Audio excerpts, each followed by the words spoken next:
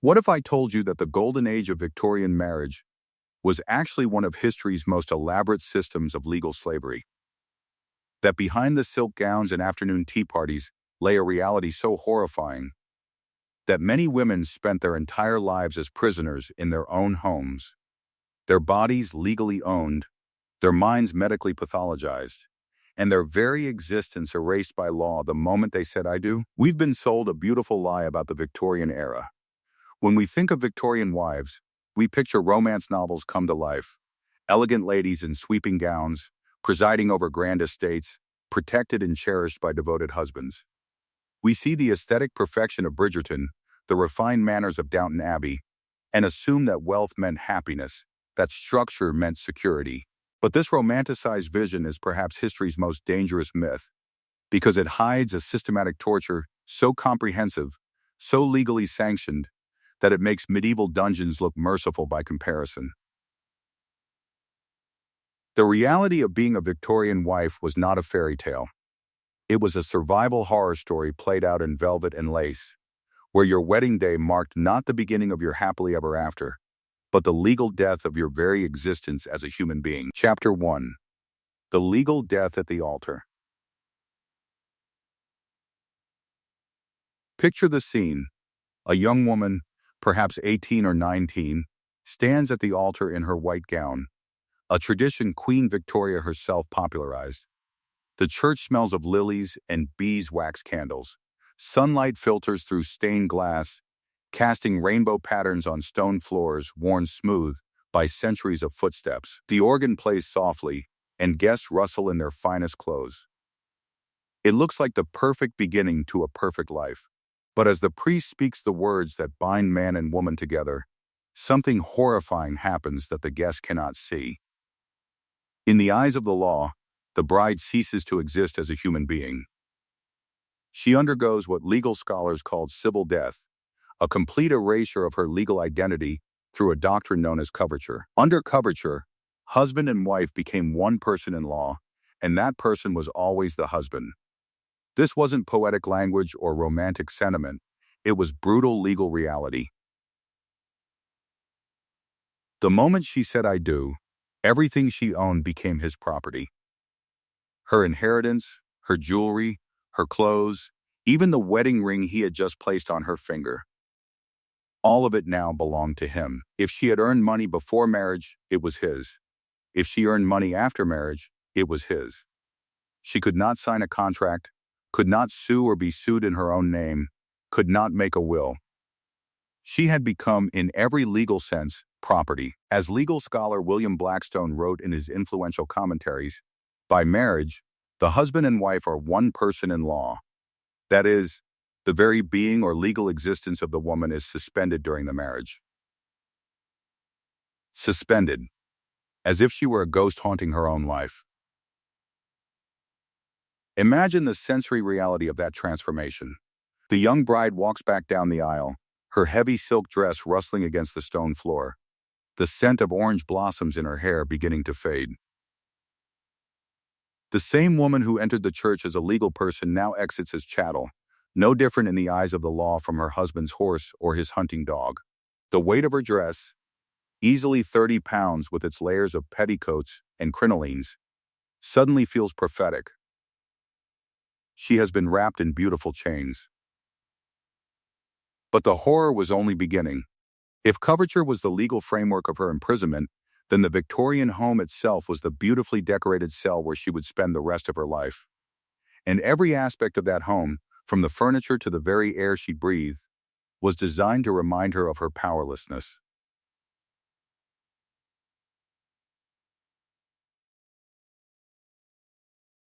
The Victorian interior was a sensory assault of overwhelming excess.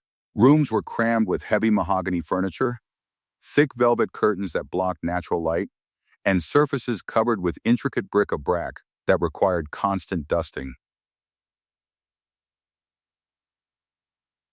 The air was stifling. Windows were kept sealed to prevent bad air from entering, and coal fires filled the atmosphere with a thin, acrid smoke that left a metallic taste in the back of the throat. The silence was oppressive, broken only by the relentless ticking of grandfather clocks that marked each passing moment of a life spent waiting. Waiting for her husband to return from his club. Waiting for visitors to call. Waiting for permission to act, to speak, to exist. The drawing room, with its horsehair sofas and gilt-framed mirrors, was not a place of comfort, but a stage where she performed the role of the angel in the house. Coventry Patmore's famous ideal of perfect, submissive femininity. Every gesture was watched, every word weighed. A burnt roast, unruly servants, or a child's public tantrum could destroy her reputation, and by extension, her husband's social standing. She was simultaneously responsible for everything, and powerless to control anything. This paradox created a psychological torture that few could understand. She was told she was the queen of her domestic sphere, while knowing she was a prisoner within it. She managed complex household economies, involving multiple servants, intricate social calendars, and detailed budgets. Yet she had no legal right to sign a check.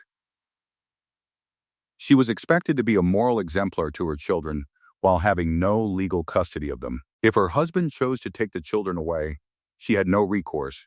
If he beat her, the law considered it his right to correct his property. But the true genius of the Victorian system lay not in its use of force, but in its use of shame and social pressure to keep women compliant. The threat of scandal was more powerful than any lock or key. A woman who stepped outside the narrow boundaries of acceptable behavior faced social death, complete ostracism that extended to her children and family. In a world where women were barred from universities and professions, social connections were their only currency. To lose them was to face destitution. Yet even this social imprisonment was only the outer layer of control. To truly understand the horror of being a Victorian wife, we must look at how the system controlled her body, turning fashion into torture, medicine into abuse, and her own physical form into the most intimate prison of all. Chapter 2. The Body as Battlefield. Step into a Victorian lady's dressing room, and the assault on your senses begins immediately. The air is thick with a complex, cloying mixture of scents, stale sweat trapped in heavy fabrics that are rarely washed, the sharp metallic tang of lead-based face powders, and the overwhelming floral stench of lavender water used desperately to mask the odors of bodies that cannot be properly cleaned in an era before modern plumbing. But it is not the smell that would horrify you most. It is the daily ritual of dressing, a process that transformed getting clothed into a form of systematic torture. The centerpiece of this horror was the corset, and we must understand that calling it merely uncomfortable trivializes what was actually a daily trauma inflicted on women's bodies. Imagine waking each morning, knowing that before you can face the world, you must step into a cage made of whalebone and steel. Your maid stands behind you, her knee pressed firmly into the small of your back for leverage, pulling the laces tighter and tighter until your breath comes in shallow, panicked gasps. This was not vanity. It was a requirement. A respectable woman could not appear in public without her corset, no matter the cost to her health. The physiological effects were devastating. Victorian corsets didn't just compress fat, they rearranged human anatomy. Ribs were crushed inward, sometimes fracturing and puncturing lungs.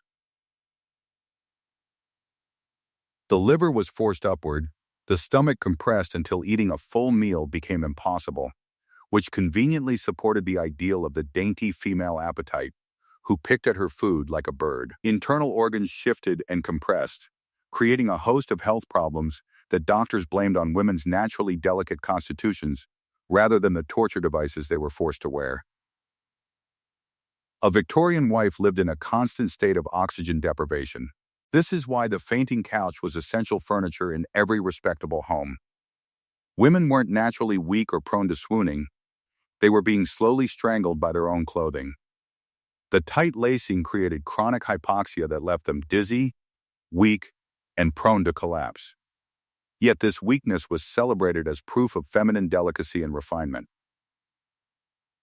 But the corset was only the beginning. The very fabrics that draped these women were often lethal. Those gorgeous emerald green gowns that were the height of mid-Victorian fashion, they were dyed with Scheele's green, an arsenic-based pigment. A woman wearing such a dress was essentially wrapped in poison. As she moved, microscopic particles of arsenic dust floated into the air, to be inhaled by her and everyone around her. She would suffer mysterious headaches, skin rashes, nausea, and chronic fatigue, never knowing that her beautiful gown was slowly killing her. The makeup was equally dangerous. To achieve the pale, translucent complexion that signaled she was too wealthy to work outdoors, a Victorian wife might use face powders containing lead or mercury. She might wash her face with ammonia or apply belladonna, deadly nightshade, to her eyes to dilate her pupils and create a wide-eyed, innocent look.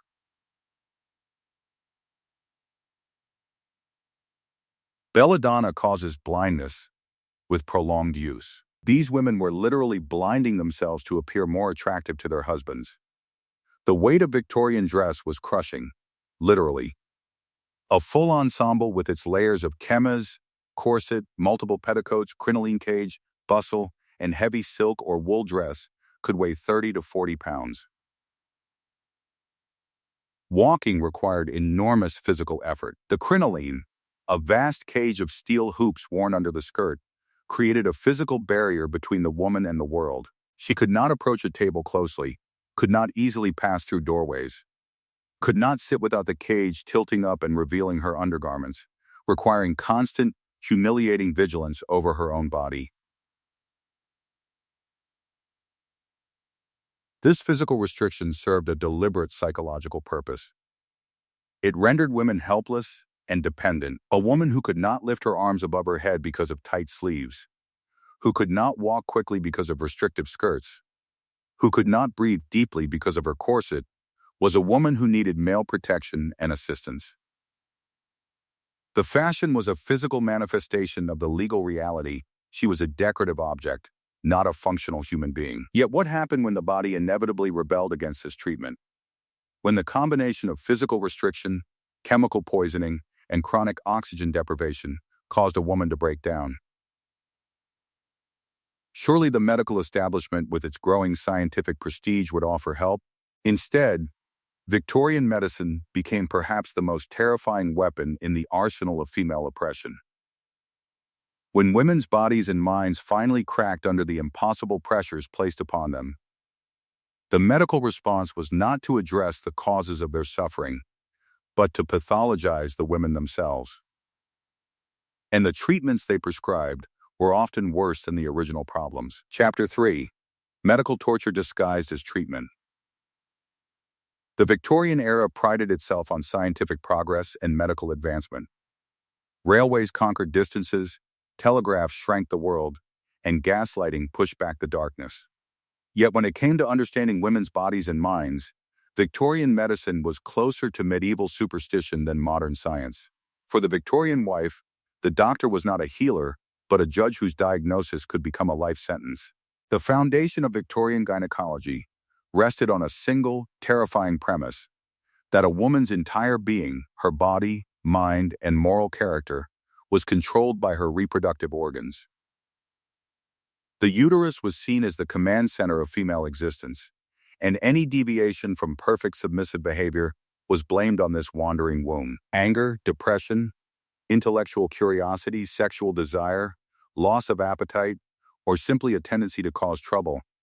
All of these normal human responses to an abnormal situation were classified as symptoms of the catch-all diagnosis that haunted the era: hysteria. The word hysteria derives from the Greek word for womb, and it became the label applied to any woman who dared to be human rather than angelic. The symptoms were so broad that virtually any woman could be diagnosed as hysterical if she inconvenienced the men in her life. The treatments for this supposed malady ranged from psychological torture to surgical mutilation. Picture the horror of a medical consultation. The bedroom curtains are drawn against the daylight, creating an atmosphere of sickness and shame. The doctor, a stern figure in a dark frock coat, enters with absolute authority. He does not listen to the patient's words. The testimony of a hysteric is meaningless. He speaks only to the husband, discussing the woman's condition as if she were not present in her own room. The examination, if one occurs, is conducted without her consent, and often without explanation. The rest cure, popularized by Dr. Silas Weir Mitchell, was one of the most common treatments for nervous exhaustion. Charlotte Perkins Gilman's haunting story, The Yellow Wallpaper, captures its psychological horror. A woman diagnosed with hysteria was confined to bed for weeks or months, forbidden from reading, writing, sewing, or engaging in any intellectual activity. She was force-fed a high-calorie diet of milk and fatty foods to build up her blood while being denied all mental stimulation. Imagine the sensory nightmare, lying in a darkened room, the smell of stale air and unwashed linens, the sound of the clock ticking endlessly as your mind slowly cannibalized itself in the enforced silence. For intelligent, active women, this sensory deprivation was enough to induce the very madness it claimed to cure. The treatment was designed not to heal, but to break the spirit, to reduce vibrant human beings to a state of bovine docility. But the medical interventions could be far more invasive and brutal. Doctors believed that cooling the reproductive organs could cure behavioral problems. This involved ice water douches applied directly to the cervix or the application of leeches to the genitals.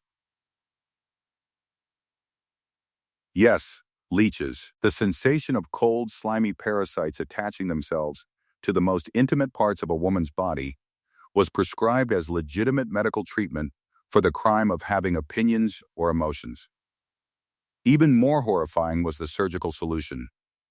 In the later Victorian period, some doctors began performing ovariotomies, the complete removal of healthy ovaries, as a cure for psychological disorders. If a wife was too rebellious, too intellectual, or too sexually responsive, the removal of her ovaries was seen as a way to tame her, like spaying an unruly animal.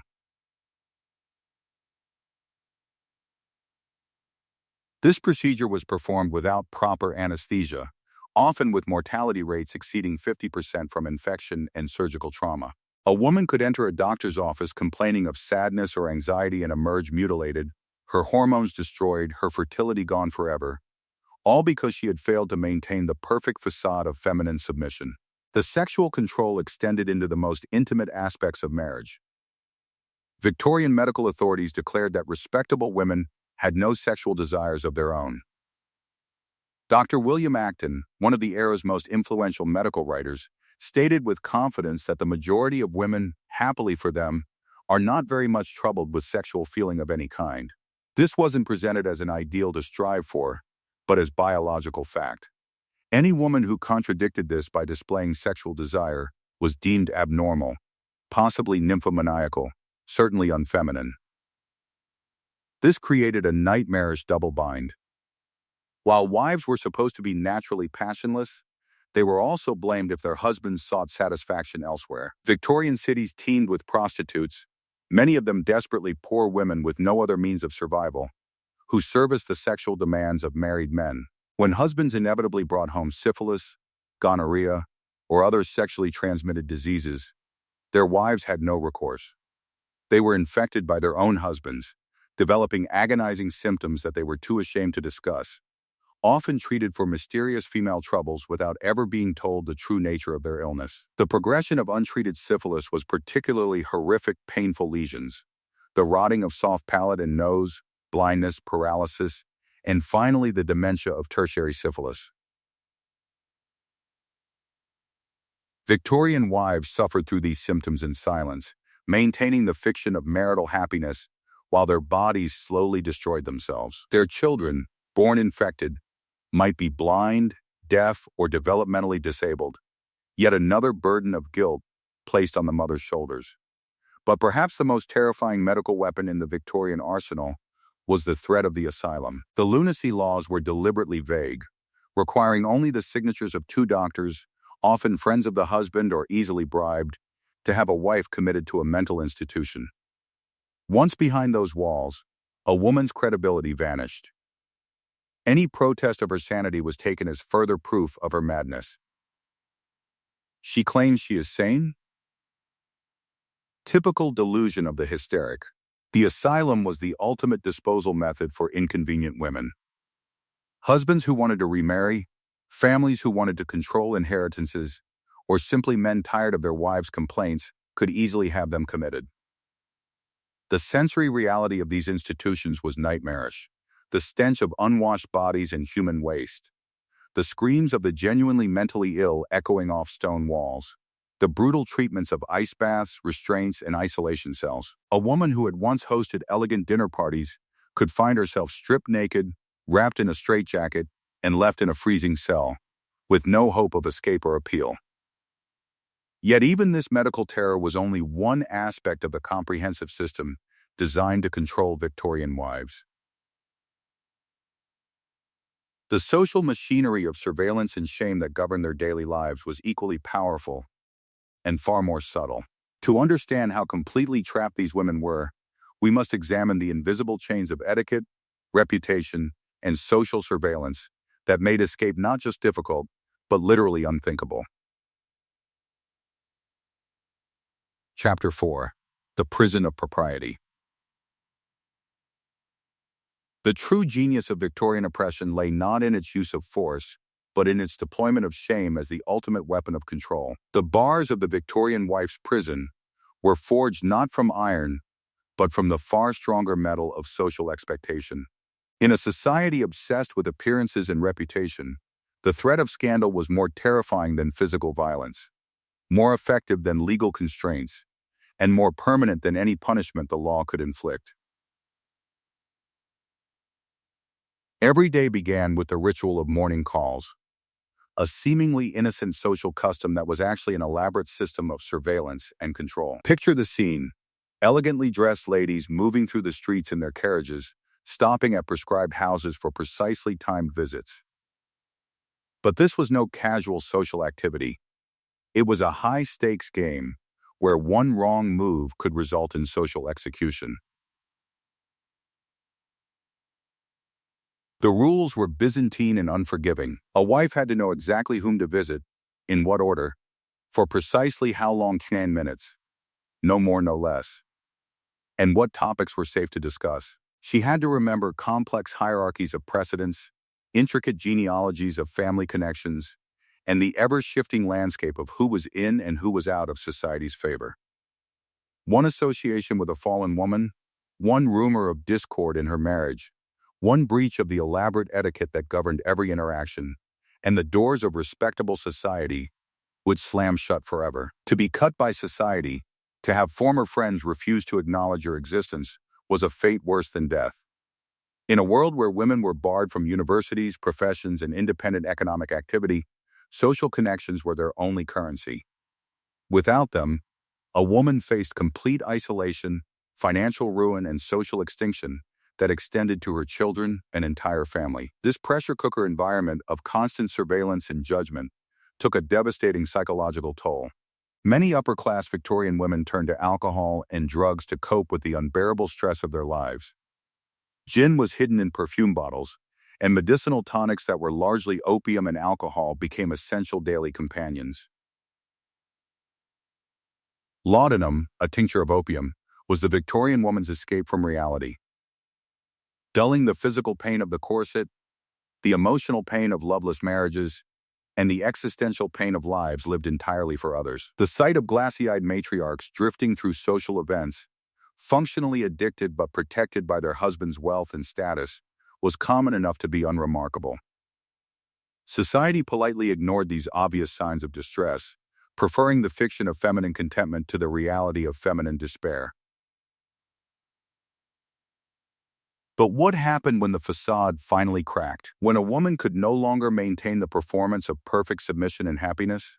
The answer reveals the most chilling aspect of the Victorian system. There was no escape that did not involve complete destruction. Divorce, for most of the Victorian era, was a practical impossibility. Before 1857, it required a literal act of Parliament, a luxury available only to the extraordinarily wealthy and politically connected. Even after the Matrimonial Causes Act made divorce theoretically more accessible, the double standard was blindingly obvious. A man could divorce his wife for simple adultery, but a woman had to prove adultery plus an aggravating factor such as incest, bigamy, or extreme cruelty. The law's message was clear. A wife's sexual fidelity was her primary duty, while a husband's infidelity was barely worth mentioning. The case of Caroline Norton illustrates the brutal reality of these laws. A beautiful, intelligent author in the 1830s, Norton was married to George Norton, an abusive, mediocre man who resented her success and independence. When she finally left him after years of physical and emotional abuse, he exercised his legal rights with vindictive precision. He took custody of their 3 young sons and forbade her from seeing them. He confiscated all her earnings from her successful writing career. He sued her friend Lord Melbourne for adultery, not because he cared about her fidelity, but because a successful suit would have entitled him to financial damages. Norton spent years fighting for reform, writing pamphlets and appealing to Parliament, but she could not even publish under her own name because her husband owned the copyright to all her work. When their youngest son died in a riding accident, George initially refused to even inform Caroline, let alone allow her to attend the funeral. Her famous words capture the essence of her situation. "I have no rights. I have only wrongs." For women who could not obtain a divorce, there was an even darker option available to husbands who wanted to dispose of inconvenient wives: the asylum. Victorian lunacy laws were terrifyingly loose and deliberately vague. A husband needed only the signatures of 2 doctors, often his friends or associates who could be easily influenced, to have his wife committed to a mental institution indefinitely. Once a woman was behind asylum walls, her credibility was completely destroyed. Anything she said to protest her sanity was taken as further evidence of her madness. The circular logic was perfect. Sane women don't end up in asylums. Therefore, anyone in an asylum must be insane. Therefore, their protests of sanity prove their insanity. It was the ultimate silencing mechanism, and husbands used it with chilling frequency to rid themselves of aging wives, inconvenient witnesses to their crimes, or simply women who had become tiresome. The physical reality of Victorian asylums was a horror beyond imagination. The stench of unwashed bodies and human waste filled corridors lined with cells. The screams of the genuinely mentally ill echoed off cold stone walls day and night. Treatments included ice baths, mechanical restraints, isolation cells, and various forms of physical abuse justified as medical intervention. A woman who had once presided over elegant dinner parties in silk gowns could find herself stripped naked, wrapped in a straitjacket, and abandoned in a freezing cell with no hope of rescue or appeal. Even if a woman somehow escaped her marriage without divorce or commitment, she faced social and economic annihilation. A separated wife was a social pariah, unable to work in any respectable profession, unable to rent decent lodgings, cut off from family and friends. The binary was absolute and deliberately constructed: be the angel in the house or become the whore in the gutter. There was no middle ground, no alternative path, no safety net of any kind. This brings us to perhaps the most disturbing realization of all. The Victorian wife was not a victim of circumstance, but the product of a deliberate system designed to create compliant victims. From birth, girls were groomed for this fate through an education system that prioritized submission over intellect, service over self-development, and appearance over ability. They were given dolls to practice childcare, taught sewing to learn domestic service, and deliberately prevented from overtaxing their brains to ensure they remained intellectually malleable and emotionally dependent. The entire society functioned as a machine for producing women who would walk willingly into their cages, lock the doors themselves, and throw away the keys. The tragedy is not just that this system existed, but that it was so effective that many of its victims became its most fervent defenders, unable to imagine any alternative to the beautiful prison that consumed their lives. Chapter 5. The Price of the Pedestal. As we reach the end of our journey through the gilded nightmare of Victorian marriage, we must confront a disturbing truth.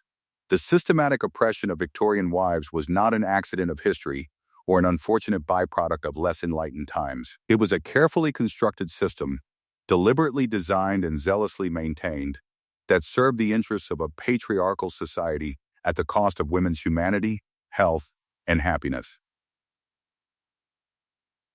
The Victorian ideal of womanhood placed wives on a pedestal, declaring them morally superior to men, naturally pure and selfless, the angels of the household who wielded enormous influence through their gentle feminine virtue. This rhetoric of elevation and honor disguised what was, in reality, a comprehensive system of control that governed every aspect of women's existence.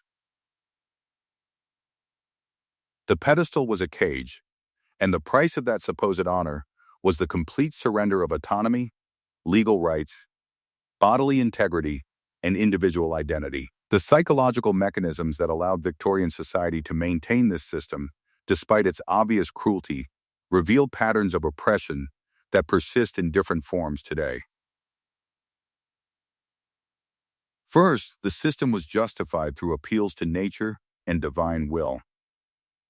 Victorian thinkers argued that women's subordination wasn't a social construct, but a reflection of biological reality and God's design. Any woman who challenged this narrative was deemed unnatural, her resistance taken as evidence that she was defying both biology and religion.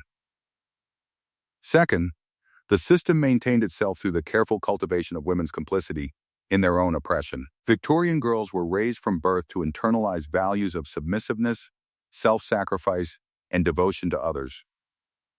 They were taught that their worth lay entirely in their relationships to men and their service to family. A woman who successfully performed Victorian femininity received social approval and praise, the reward for accepting oppression. Those who resisted were punished through ostracism, medical pathologization, and social destruction. Third, the system divided women from each other, making collective resistance difficult. Class divisions were particularly significant.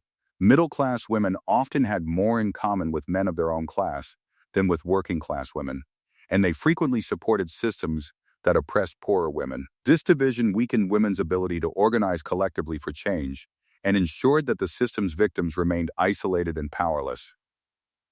Yet despite these overwhelming obstacles, Victorian women did resist. Some fought the system directly, becoming activists and reformers who campaigned for legal changes, property rights, access to education, and eventually the vote. Caroline Norton's personal suffering led to the Custody of Infants Act of 1839.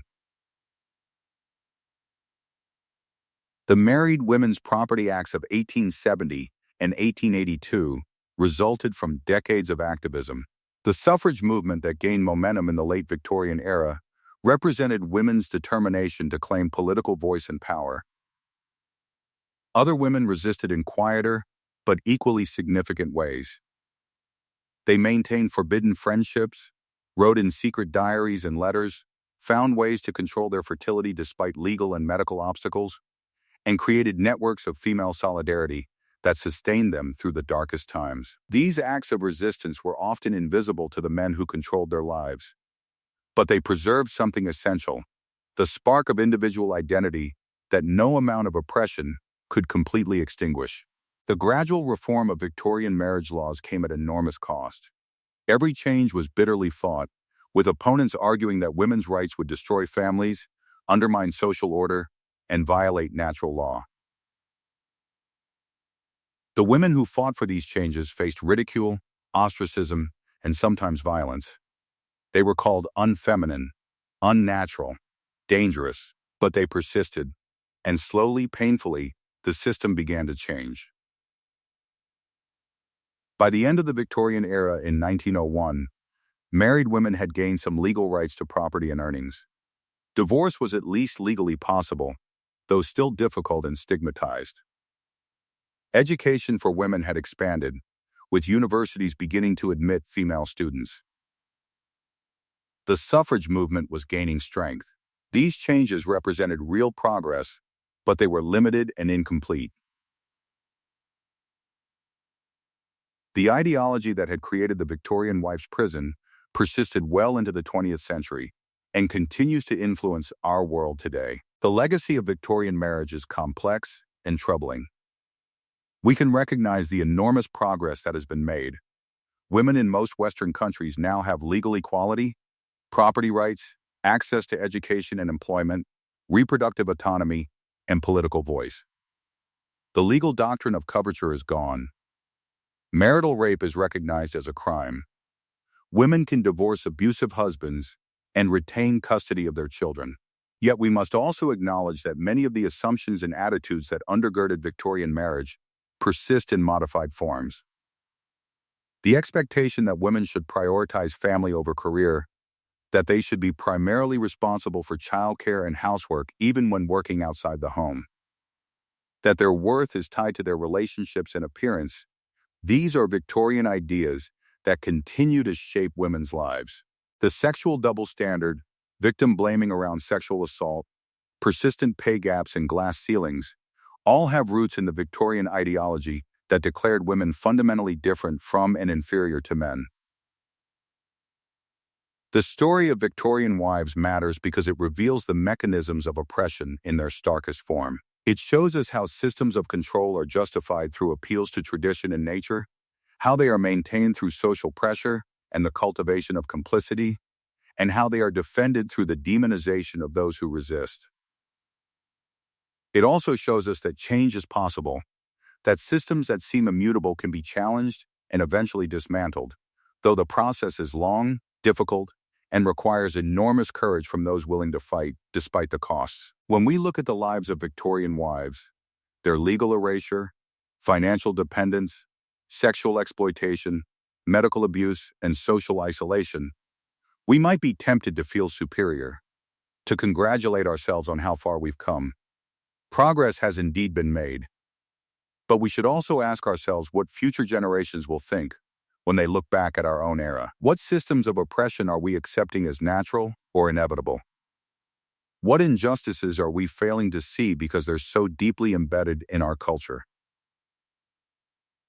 The Victorian wife trapped in her golden cage, denied voice and agency, forced to perform a role that required the suppression of her own needs and desires, represents an extreme form of the control that patriarchal societies have always sought to exercise over women. Her story reminds us that progress is not inevitable, that rights once won can be lost, that vigilance and resistance are always necessary. It also reminds us of the resilience of the human spirit, of women's ability to survive and resist even under the most oppressive conditions, to support each other and fight for change despite overwhelming obstacles.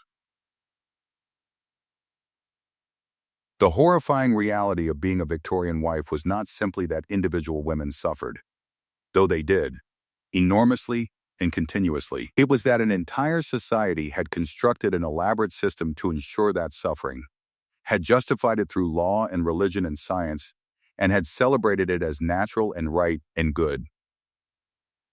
The women who challenged that system, who insisted on their own humanity and rights, who fought for change despite the costs, deserve to be remembered not just as victims, but as heroes whose struggle made possible the freedoms that many women today take for granted. As we reflect on their experience, we might ask ourselves, was the wealth and status that some Victorian women enjoyed worth the price they paid in autonomy and dignity? Was the security of marriage worth the loss of legal identity and bodily integrity? Victorian society answered yes, insisting that women were fortunate to be protected and provided for. But the voices of Victorian women themselves, preserved in diaries and letters, tell a different story, one of loneliness, frustration, fear, and quiet desperation. Their voices echo across the decades, challenging us to examine our own assumptions about women's roles, our own acceptance of inequality, our own complicity in systems that limit human potential based on gender. They remind us that the fight for women's full humanity and equality is never truly finished, that each generation must choose whether to accept the limitations imposed by the past or to imagine and create a more just future. What do you think? Could you have survived the golden cage of Victorian marriage? Or would you have been labeled hysterical for daring to speak your truth? Which aspect of their reality disturbs you most? The legal erasure, the medical abuse, the physical torture of fashion, or the complete absence of choice. Their story is not just history, it's a mirror reflecting our own world's unfinished business with justice and equality. Share your thoughts, challenge your assumptions, and remember that every freedom we enjoy today was won by someone who refused to accept that things had to remain as they were. The Victorian wife's suffering was not in vain if it teaches us to recognize oppression in all its forms and to never stop fighting for a world where no one is forced to choose between security and selfhood, between survival and dignity, between love and freedom.